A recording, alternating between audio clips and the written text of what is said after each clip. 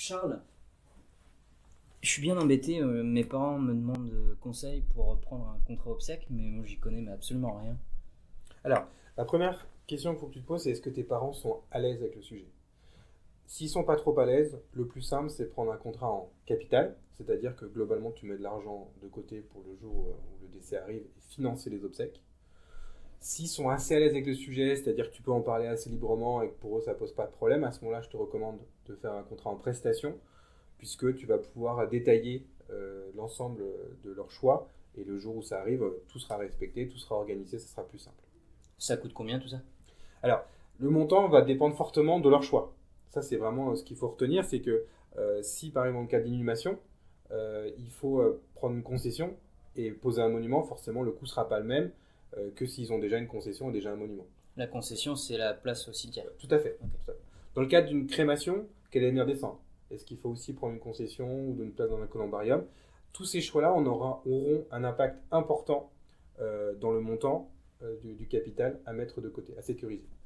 Et il y a un âge limite ou de départ? Moi, je peux prendre un contrat obsèque ou pas? Non, toi, tu es un petit peu jeune. Ok. Globalement, la plupart des contrats démarrent à 40 ans. Et pour les contrats en capital, on est autour de 80 ans. Et pour les contrats en prestation, autour de 85 ans. Donc c'est très bordé au niveau des âges.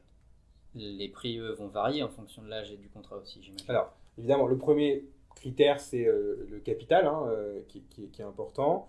L'âge a un impact aussi par rapport aux durées des cotisations. Après, il y a différentes modalités par rapport au paiement aussi qui vont avoir un impact important. Le point à retenir aussi, c'est tout ce qui est assistance, parce qu'il y aura des services complémentaires liés au contrat qui auront évidemment un coût. Ce qu'il faut savoir, c'est que tout ça, c'est très réglementé, c'est très suivi et que globalement, les commissions sont très normées. Donc les écarts de prix sont essentiellement liés aux paramètres dont on vient de parler. Alors moi, je te cache pas qu'avant de venir prendre conseil auprès de toi, j'ai regardé sur internet tout ce qui se faisait. Je suis déjà tombé en 10 minutes sur une trentaine de contrats différents. Alors moi, je sais pas du tout lequel prendre. Alors, la première question, c'est est-ce que si tu veux réduire ta liste, la première, c'est est-ce qu'ils préfèrent un contrat en capital ou un contrat en prestation?